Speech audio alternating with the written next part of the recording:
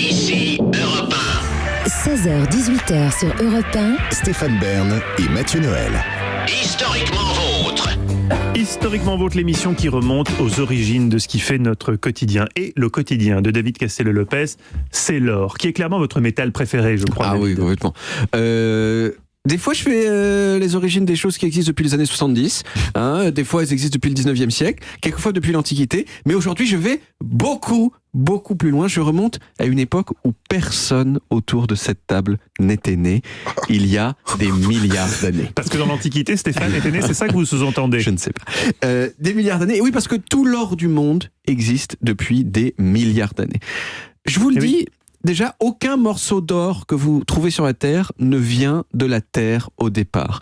Les tonnes d'or qui se trouvent dans la croûte terrestre, ce sont des morceaux d'étoiles mortes. Vous voyez cette phrase énigmatique qui donne envie d'en savoir plus? Je m'explique. Des étoiles mortes. Je vous demande un petit peu d'attention aussi parce que c'est technique, ok? Il va s'agir de... Prends-nous pour les cons aussi. Non, il va s'agir d'atomes, c'est quoi, de fusion, l'or, etc. alors Voilà. Alors, d'abord, je vais parler des étoiles, parce que c'est de là que ça vient. Les étoiles, ce sont des boules de gaz qui sont faites, la plupart du temps, principalement d'hydrogène. À mesure qu'elles vieillissent, ces étoiles, la pression de dingue qui règne à l'intérieur transforme petit à petit l'hydrogène en des choses plus lourdes, sur des périodes de centaines de millions d'années. Ça devient de l'hélium, de l'oxygène, du fer, du nickel, mais il y a un moment où ces éléments ne dégagent plus assez d'énergie pour soutenir l'étoile, et en quelques secondes, l'étoile s'écroule sur elle-même, et ça crée une pression encore plus dingue en son centre, tellement dingue, qu'il se passe quoi? Eh bien, que les protons et les électrons fusionnent pour former des neutrons qui n'ont pas de charge. Voilà, c'est énigmatique, mais ces neutrons, puisqu'ils n'ont pas de charge, ils peuvent être absorbés par les atomes de fer, par exemple, qu'il y a à l'intérieur de l'étoile. Et quand un atome de fer absorbe suffisamment de neutrons, il se transforme en autre chose, et notamment en or. Mais alors pourquoi on ne s'est pas créé de l'or? Si vous connaissez, si les gens connaissent. Attendez. Là. Tout ça se fait en une fraction de seconde, et à ce moment-là, l'étoile explose pour former ce qu'on appelle une supernova. C'est-à-dire un gigantesque nuage de particules qui flottent dans l'espace, et puis ces particules, petit à petit, elles recommencent à s'agréger pour former notamment des planètes. Et c'est comme ça que la planète Terre s'est formée, avec plein de poussière d'étoiles, et notamment de l'or qui s'est enfoui à l'intérieur. Alors pendant des milliards d'années, cet or, il était complètement peinard, caché sous la croûte terrestre, mais il y a un moment où les êtres humains sont arrivés, et là ils se sont dit « Mais comment ça brille, c'est beau !» Et ils ont commencé à en faire des bijoux. Les premiers objets en or qu'on a retrouvés, ils ont 6500 ans, ils ont été retrouvés à Varna, en Bulgarie. En Bulgarie, exactement, j'étais sûr que Stéphane saurait. Et c'est remarquable. Vas-y, le Fayot.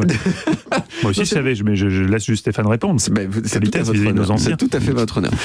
Et c'est remarquable de voir que depuis ce moment-là, l'or n'a jamais cessé d'être précieux. Au point que l'or, c'est un peu aujourd'hui un des seuls trucs qui reste à Vladimir Poutine comme réserve sûre pour faire sa guerre. C'est les réserves d'or qu'il y a en Russie.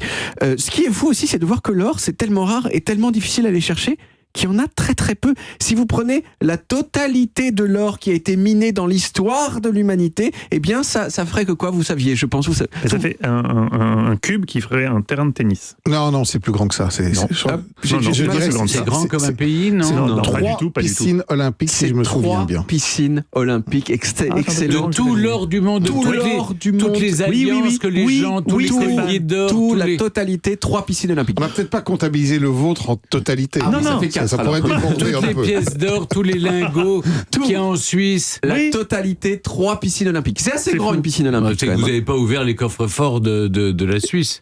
Non, si, je vous dis, ça remplirait que 3 piscines olympiques, c'est quand même très peu.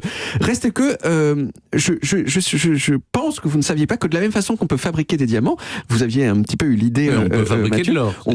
On peut aujourd'hui fabriquer de l'or. Mais comment ? Le truc, c'est que, en fait, si on pouvait fabriquer de l'or, la valeur de l'or s'effondrerait. Mais on peut fabriquer, non, parce qu'on peut fabriquer de l'or, sauf que c'est infiniment plus difficile que de fabriquer des diamants, parce que l'or, il faut le façonner atome par atome.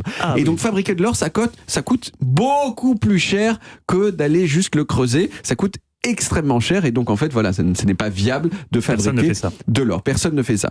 Pour finir, je veux dire qu'il y a quelque chose que je regrette un peu, c'est de ne pas avoir acheté de l'or en 1999. Le kilo d'or en 1999, il coûtait 8 000 €.